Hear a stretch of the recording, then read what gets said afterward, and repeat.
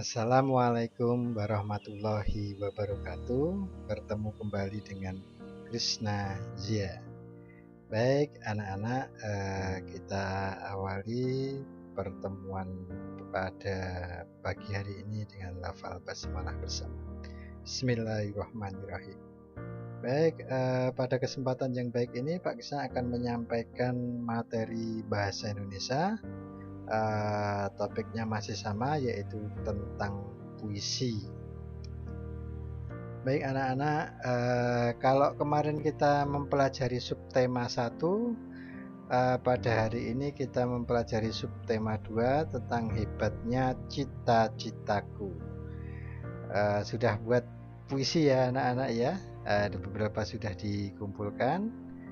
Baik anak-anak, masih sama, KD-nya adalah 3.6, menggali isi dan amanat puisi yang disajikan secara lisan dan tulis dengan tujuan untuk kesenangan. Kemarin sudah menulis, kita akan membahasnya secara lebih mendalam tentang bagaimana cara menulis puisi itu. Sebelumnya yang ingin Pak Gita sampaikan tentang cita-cita ya, tema subtema kita tentang cita-cita. Cita-cita yang hebat itu didukung oleh tekad yang kuat, betul ya? Tekad yang kuat. Jika kita berusaha keras di dalam mengejar impian, maka cita-cita yang hebat itu akan kita capai dengan mudah. Coba apa saja ya usahaku untuk meraih cita-cita itu?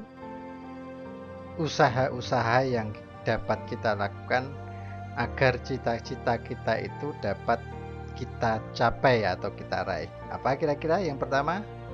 Ya, betul sekali, harus rajin belajar. Tentu sebagai anak harus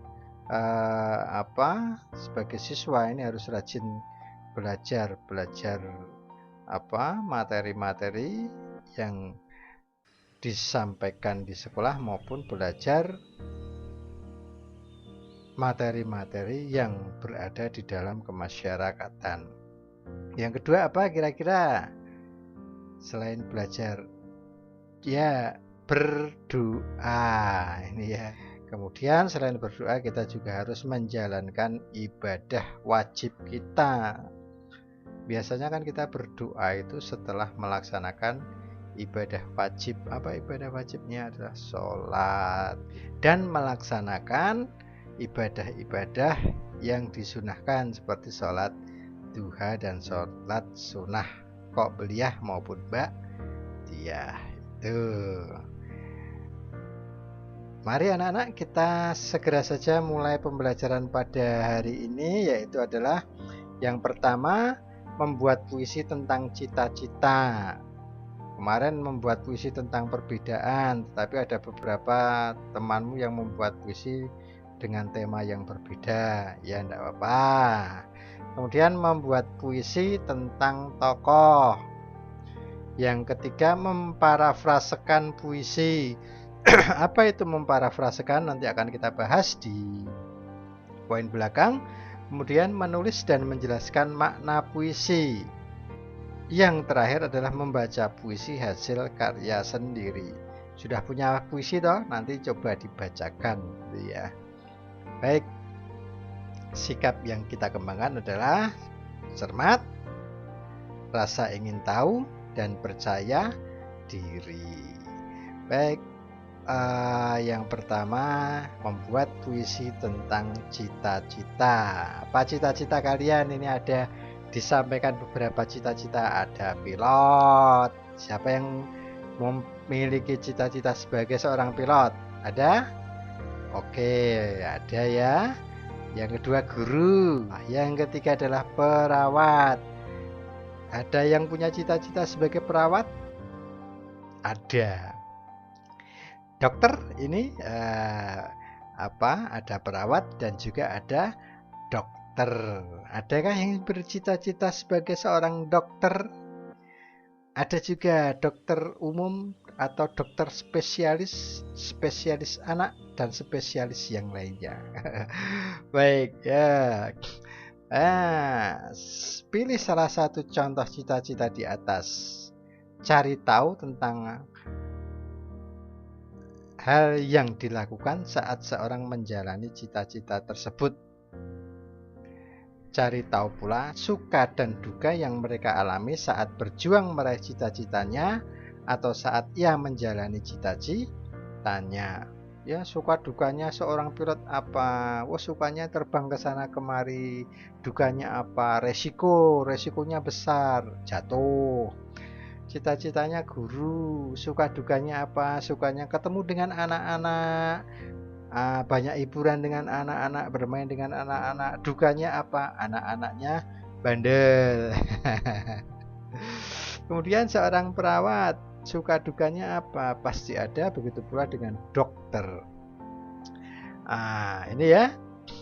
Kemudian buat puisi tentang perjuangan mereka di dalam menjalani cita-citanya. Itu nanti kita coba membuat sebuah puisi ya. Coba kita buat puisi tentang salah satunya adalah guru. Oke, ini sudah ada di halaman 45 buku paketmu.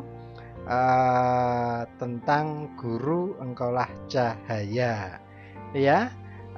Kita baca dulu puisi di halaman 45 yang berjudul Guru Engkaulah Cahaya, karya Arman.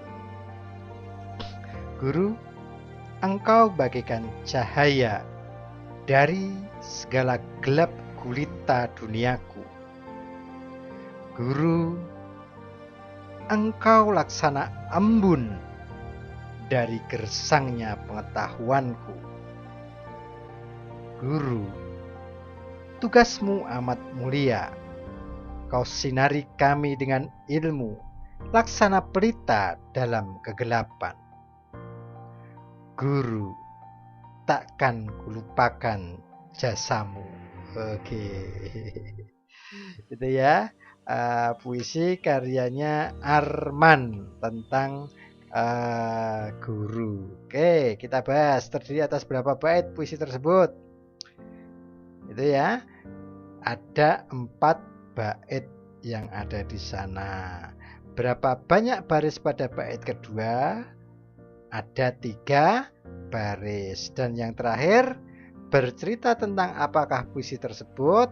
Tentang jasa-jasa yang dilakukan oleh seorang guru. Ya, karena jasa-jasa tersebut tidak dilupakan oleh murid-muridnya. Itu puisi, contoh puisi tentang guru yang ditulis oleh Arman. Baik, membuat puisi tentang tokoh sekarang. Coba buka bukumu halaman 52, puisi yang berjudul Sang Penari.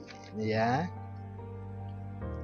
Coba dibaca dengan saksama bersama-sama dengan Pak Krishna. Sang Penari, karya Astrid Widyastuti. Suara tetabuhan bertalu-talu mengiringi semua gerak langkahmu. Penari topeng Cirebon, sang maestro, menari gemulai padamkan waktu. Mimi Rasinah itulah namamu. Tari topeng kelana engkau mainkan. 8 topeng silih berganti memukau semua insan pencinta seni. Dalam lumpuh kau tetap menari, dengan semangat membara, melebur dalam tari. Kini engkau telah tiada, namun kekuatanmu tetap ada di jiwa. Penari topeng kebanggaan, kami turut berduka cita. Oke, itu puisi di halaman 52 karya Astrid Widyastuti. Nah, kita bahas beberapa pertanyaan di halaman 53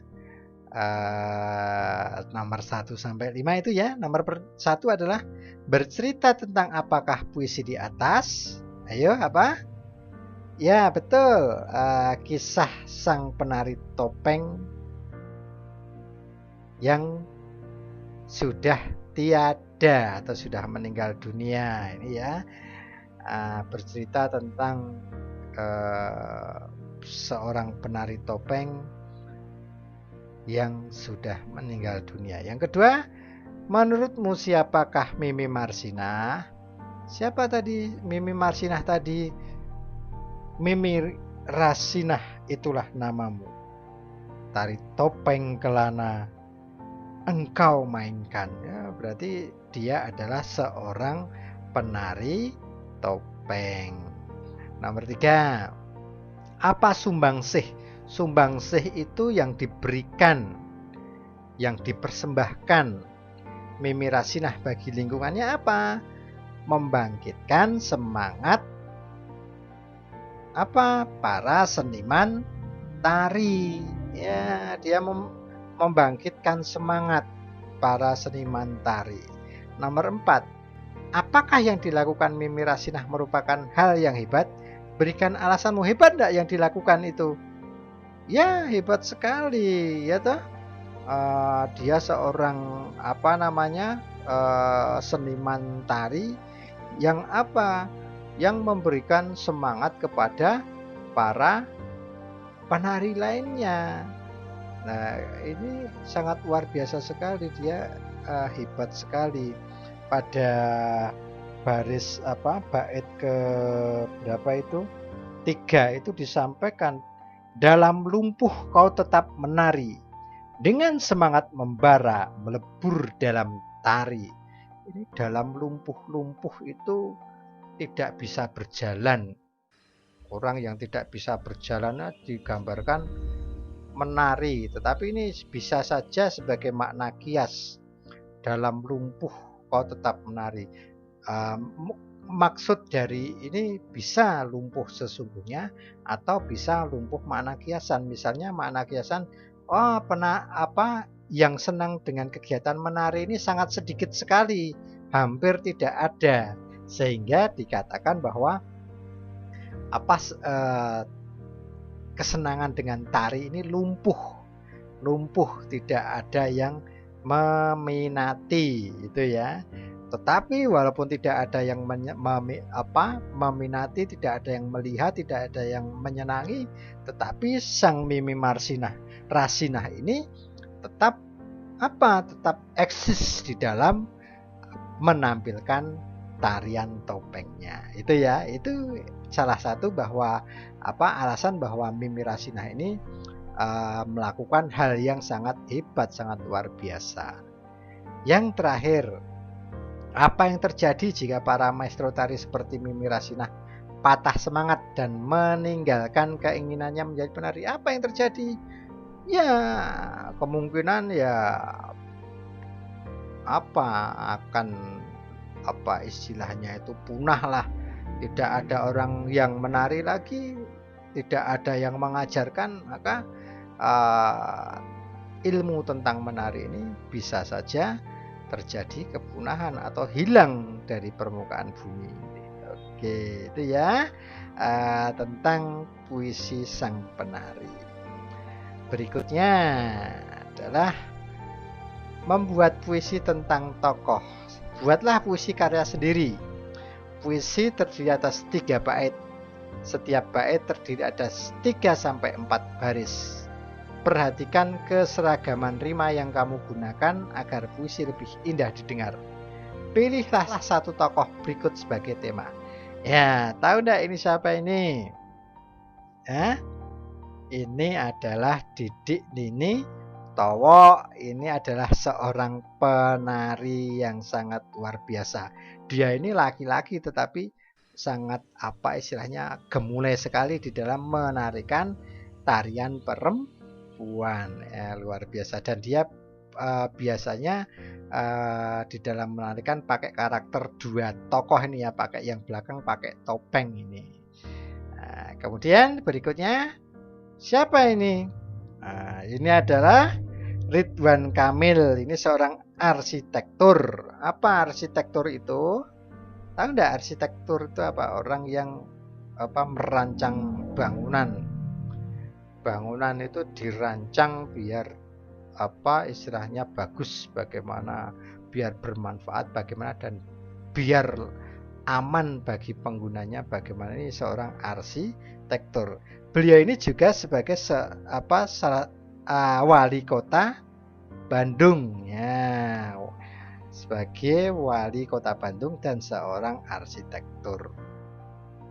Ini kita mencari tahu tentang apa tuh arsitektur itu. Ini bisa dibuat, dikumpulkan kata-kata yang berhubungan dengan arsitektur, dengan kehebatan-kehebatan sosok Ridwan Kamil ini, nanti bisa dibuat menjadi sebuah puisi. Tulis puisi kalian di sehelai kertas A4, hiasi dengan potongan kertas warna-warni atau gambar, tempelkan di dinding kamarmu. Tidak perlu dikirim di classroom ini ya. Silahkan kalian berekspresi sendiri membuat puisi yang kedua ini.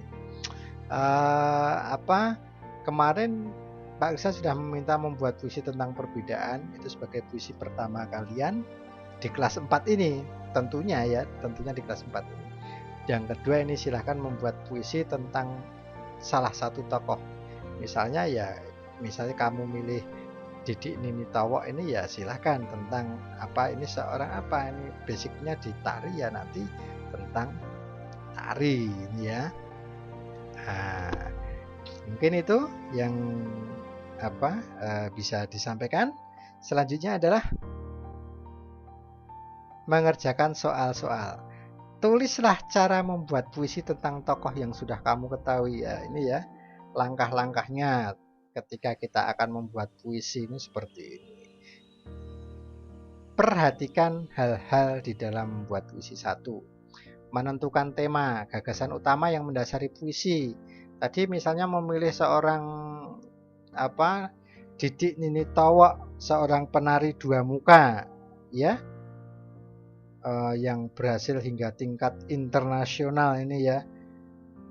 Temanya tentang kehebatan beliau, tentang tari.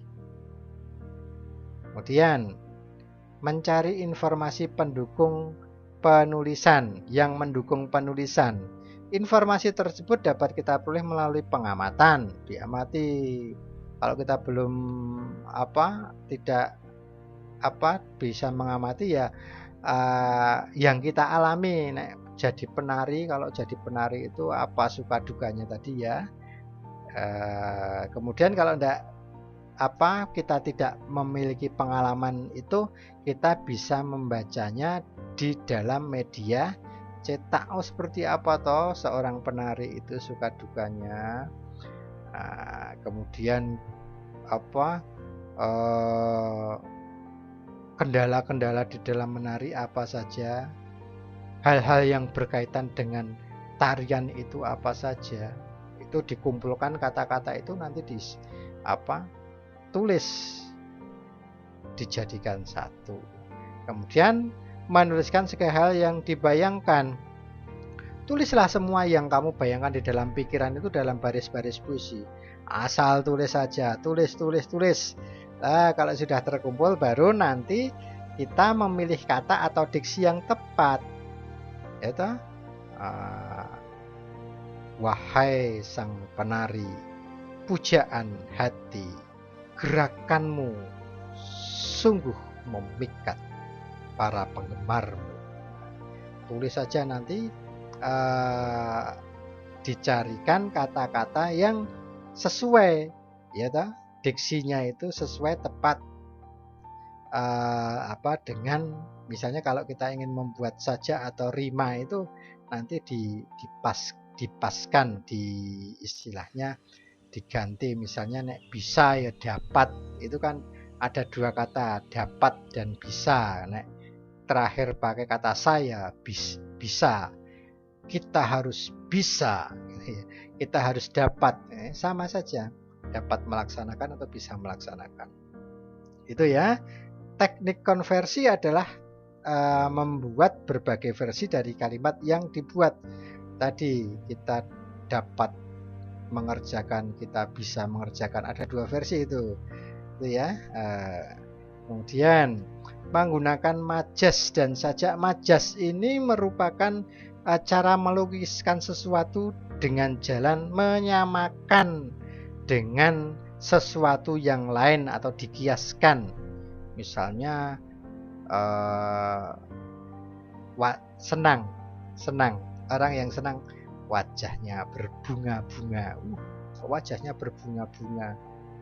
Memangnya wajahnya ada bunganya? Tidak, tetapi menandakan bahwa itu adalah makna kiasan. Berbunga-bunga artinya senang. Ketika wajahnya sedang tidak fit atau tidak sehat, bak bulan kesiangan, wajahmu terlihat di sana. Ini ya. Ini menggunakan majas. Atau kutulis surat ini kala langit menangis. Langit kok menangis? Ini bagaimana? Oh, ini pakai majas. Langit menangis ini dalam arti sedang turun hujan. Ini ya. Dan yang berikutnya adalah sajak. Ini persamaan bunyi bahasa atau biasa disebut dengan rima. Ada rima lurus A, ada rima silang A, B, rima berpeluk A, B, A. Itu ya.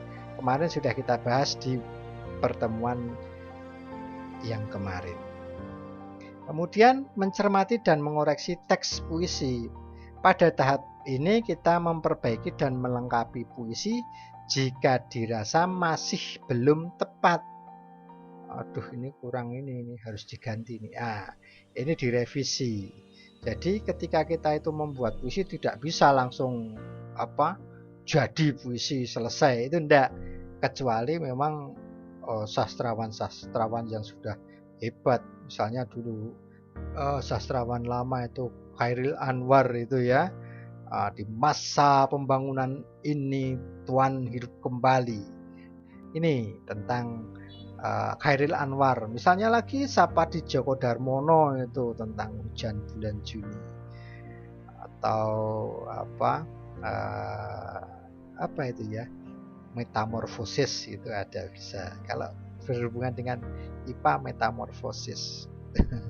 Ini jadi dicermati dan dikoreksi teks puisi tersebut, diganti dengan kata-kata yang lebih tepat dan lebih memiliki majas mungkin ya, memiliki kiasan, bahasa kias yang bukan sebenarnya, nanti akan lebih menarik. Kemudian kita cara mengubah puisi. Ini di dalam membuat puisi itu sebenarnya sebuah karya itu lahir dari karya yang ada biasanya. Jadi kita bisa mengubah puisi yang sudah ada itu menjadi karya baru dengan bahasa kita sendiri, dengan pilihan-pilihan kata yang kita buat sendiri, dan tentunya isinya juga tidak harus sama dengan puisi aslinya. Itu ya, mengubah puisi, mengubah itu diizinkan, boleh. Tetapi kalau kamu mengambil keseluruhan utuh apa adanya, itu namanya mencontek atau disebut plagiat. Plagiat, mengambil hak orang, karya orang lain. Orang yang disebut plagiator. Ini sekarang cara mengubah puisi ada tekniknya ini. Kalau kita belum bisa membuat puisi secara langsung karya kita sendiri, kita bisa melihat puisi-puisi karya orang lain dan kita mengubah isi puisi tersebut, mengubah kata-kata yang digunakan. Ini Diponegoro ini di buku halaman 60, karya Chairil Anwar ini kalau salah. Amati contoh pengubahan puisi berikut. Kita baca dulu di halaman 60 ya, tentang Chairil Anwar. Diponegoro karya Chairil Anwar. Di masa pembangunan ini, Tuan hidup kembali, dan bara kagum menjadi api. Di depan sekali Tuan menanti, tak gentar lawan, banyaknya 100 kali. Pedang di kanan, keris di kiri, berselempang semangat yang tak bisa mati. Oh, ini luar biasa. Ini belum selesai sebenarnya, masih ada tambahan. Serbu, serang, terjang, gitu. Ada sebenarnya. Tapi di dalam halaman 60 itu baru disajikan 2 bait yang nantinya akan kita contohkan bagaimana cara mengubah bentuk puisi yang ada. Misalnya ini bait pertama. Di masa pembangunan ini, Tuan hidup kembali, dan bara kagum menjadi api. Kita ubah menjadi kalimat seperti ini. Di masa sekarang kemerdekaan ini, semangat juangmu hidup kembali. Kekagumanku takkan berhenti. Ku jadikan bekal hidup ini. Itu hidup ya, bukan hidup. Itu diubah ya. Berbeda, sudah beda itu dengan puisi aslinya. Boleh ini. Kemudian bait kedua. Di depan sekali Tuan menanti, tak gentar lawan, banyaknya 100 kali. Pedang di kanan, keris di kiri, berselempang semangat yang tak bisa mati. Ini luar biasa ini. Dahulu engkau berjuang, tak kenal takut melawan dan menerjang, menggunakan pedang dan keris juang, tak takut lawan menghadang. Nah, ini rimanya berubah jadi lurus. Berjuang, menerjang, juang, menghadang ya. Ini berselempang semangat yang tak bisa mati itu berarti kan tidak ada ketakutan di sana. Pokoknya semangat ya, tak bisa mati ini. Ini ya. Pedang di kanan, keris di kiri, ini menggambarkan bahwa senjata yang kita miliki ada di dua, sebuah pedang dan keris. Sedangkan penjajah kita memakai apa? Pistol. Saat itu kan seperti itu. Kita hanya memakai bambu runcing, tombak, pedang, keris, sedangkan lawan kita menggunakan senjata api. Tetapi apa? Karena semangatnya tak bisa mati, kita menang. Itu ya. Itu gubahan para bait kedua. Gampang ya? Oke, akan kita coba. Ayo lakukan hal yang sama untuk puisi yang berjudul Pahlawanku di halaman 61 karya Reza Hidayat. Kita ubah bersama-sama. Coba nanti ya pada selembar kertas. Ketika di Zoom nanti kita mencoba, tak tunggu beberapa menit mungkin untuk paragraf pertama akan kita bahas, kita sampaikan. Sebentar, yuk kita bahas dulu, buka buku halaman 61 dulu. Pahlawanku karya Reza Hidayat. Pahlawanku, bagaimana aku bisa membalas jasamu yang telah kau berikan untuk bumi pertiwi. Nah, yang telah kau berikan untuk bumi pertiwi. Ini coba kita buat gubahannya untuk paragraf 1. Wahai pahlawanku, seluruh jiwa, raga, dan harta kau berikan. Bagaimana bisa aku gantikan? Nah, ini ya. Tadi ketika bagaimana bisa aku membalasmu, ini dibalik. Bagaimana bisa aku gantikan? Kemudian bait kedua, haruskah aku turut ke medan perang? Haruskah aku mandi berlumuran darah? Haruskah aku tertusuk belati penjajah? Aku tak tahu cara membalas jasamu. Ini bisa kita ubah juga pada bait kedua ini. Ini contohnya. Nanti bisa kalian lakukan sendiri. Tak bisa aku terjun ke medan laga. Medan laga itu medan perang ya. kita ubah menjadi medan laga. Tak tega aku dengan darah yang tumpah. Tak tega, takut. Kemudian haruskah aku tertusuk belati? Ya, ciut nyali ini dengan liciknya penjajah. Nah, tadi haruskah aku tersusuk belati penjajah? Kita ubah menjadi ciut nyali ini dengan liciknya penjajah. Tak bisa aku membalas buih pengorbananmu. Nah, ini yang membalas jasamu kita ubah menjadi membalas buih pengorbananmu. Buih itu apa? Buih itu busa yang ada di laut itu. Banyak sekali pengorbanan yang sangat banyak, jasa yang sangat banyak, tidak bisa aku tak bisa aku membayar buih pengorbananmu. Nah, ini bait kedua. Masih ada bait ketiga dan keempat. Coba nanti silahkan kalian cermati sendiri dan kalian ubah menjadi puisi yang baru. Itu di halaman 61 ya. Tidak perlu dikirim di classroom juga itu untuk latihan. Nah, nanti hasil gubahannya itu menjadi puisi ketigamu. Nanti kamu punya kumpulan puisi tersendiri. Ketika sudah banyak bisa kalian terbitkan gitu ya. Baik, anak-anak, kita rangkum, kita pahami ya. Apa yang sudah kalian pahami ini menjelaskan cara mengubah puisi. Bagaimana cara mengubah puisi? Baca puisi asli dengan cermat. Pahami makna yang terkandung di dalam puisi asli. Tulis kembali puisi dengan mengganti kata-kata yang digunakan dengan pilihan kata dan bahasamu sendiri. Setelah selesai baris demi baris, susunlah puisi tersebut dengan memilih kata yang sesuai agar terbentuk rima yang tepat. Puisi gubahanmu sudah jadi. Itu ya.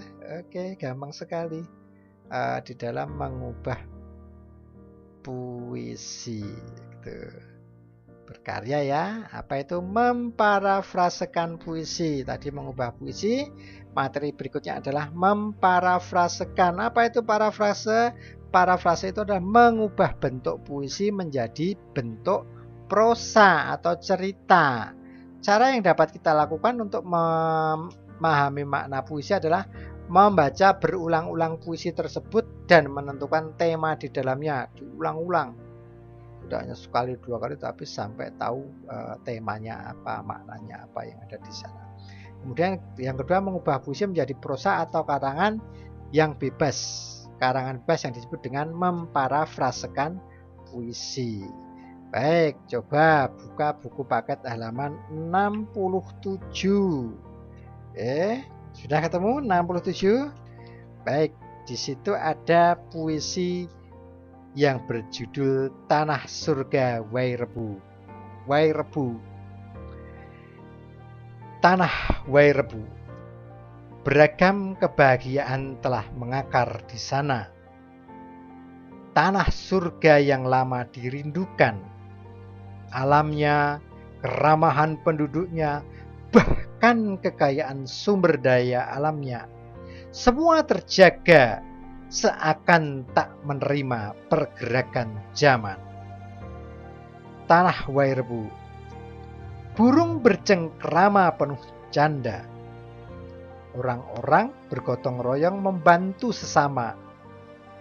Anak-anak tumbuh dengan segala cita. Semua hasil alam mereka bagi sama rata.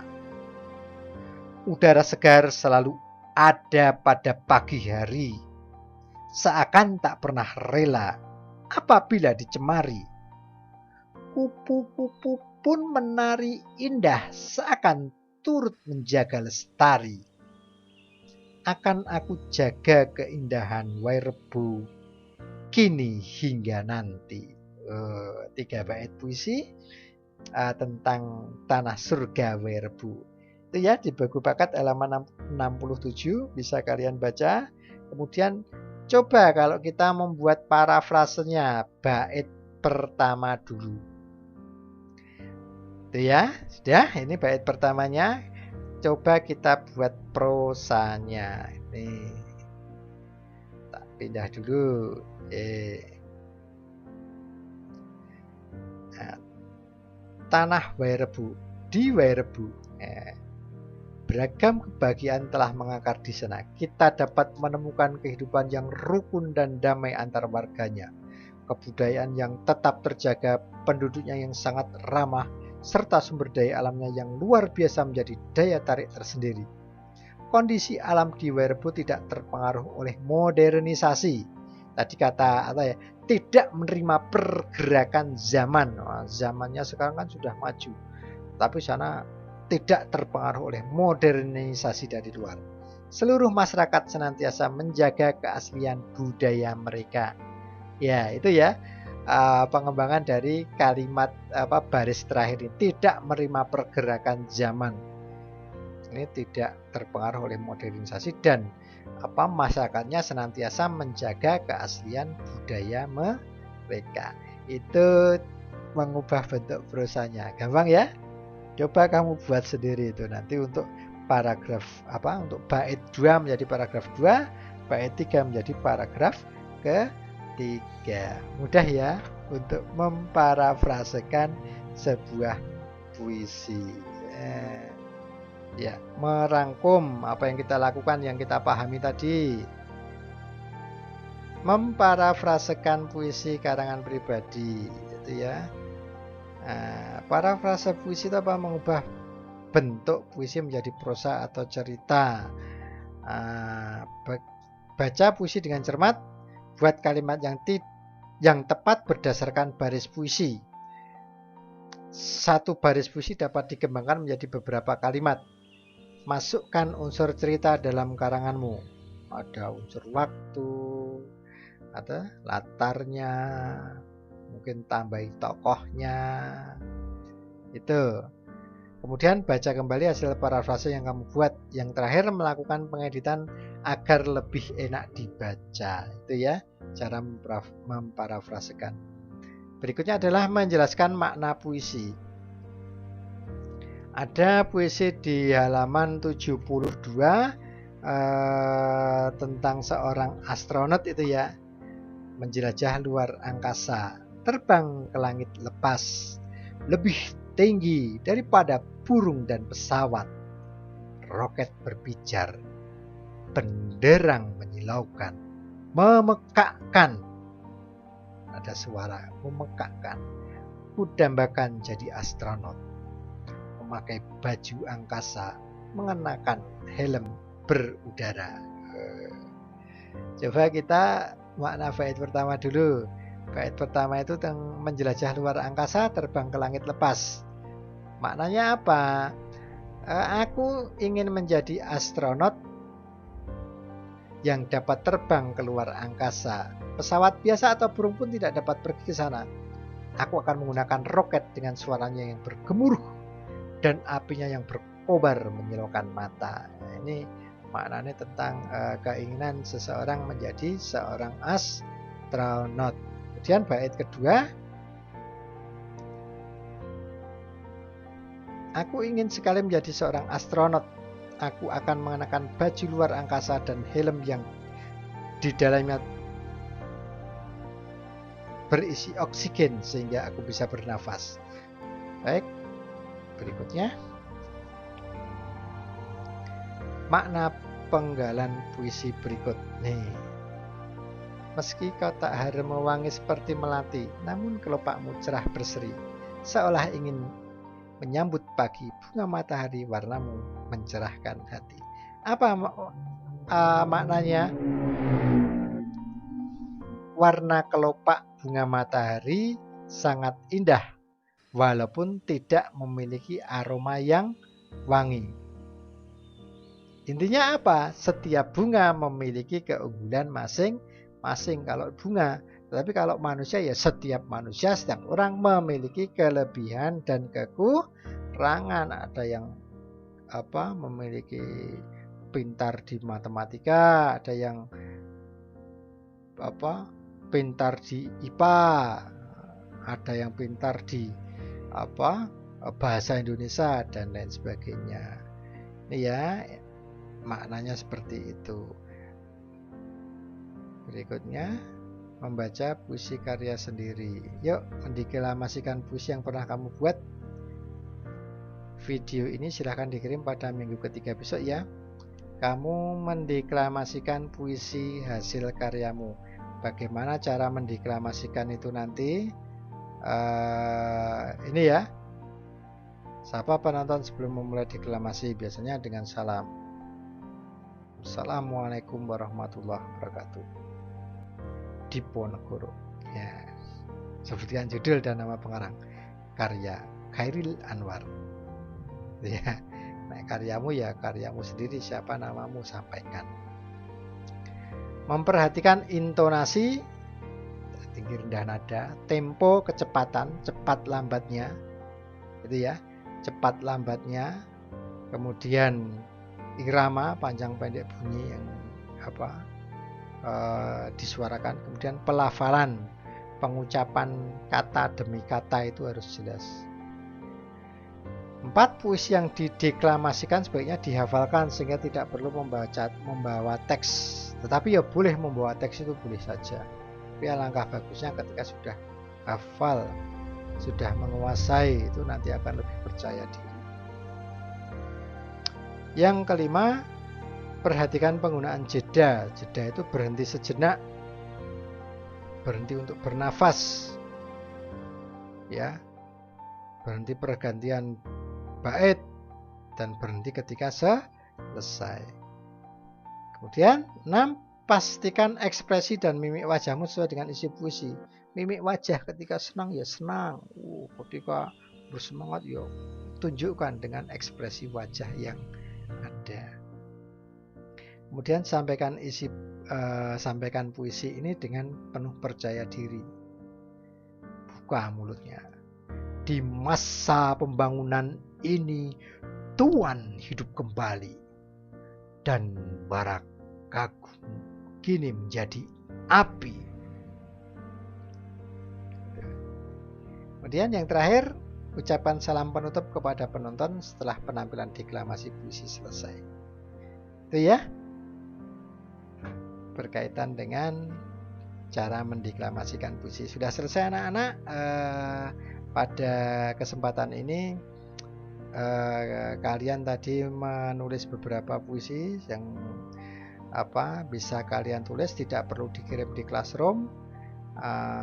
Nanti yang dikirim pada periode besok boleh kamu kirim di pertemuan ketiga besok. Nanti akan Pak Krisna berikan tempat untuk mengirim. Untuk pertemuan ini tidak ada pengiriman ya, silahkan kamu catat dan kamu bacakan besok di video dikirimkan di minggu ketiga. Pengerjaannya boleh mulai kamu lakukan sekarang biar besok tidak terlalu